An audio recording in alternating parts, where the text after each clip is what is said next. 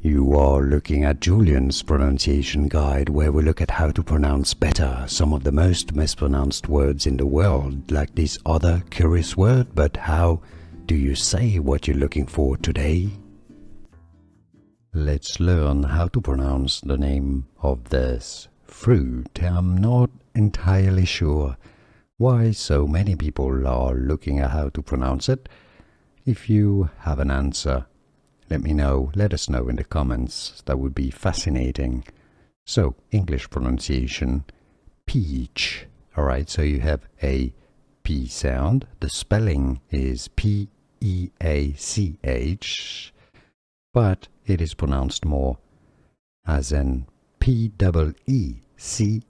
a long E sound, peach, and a ch sound, t-sh.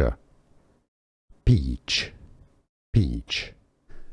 Here are more videos on how to pronounce more confusing words and names too many mispronounced. Like this video if you found it useful. I appreciate your support. I'll see you soon and thanks for watching.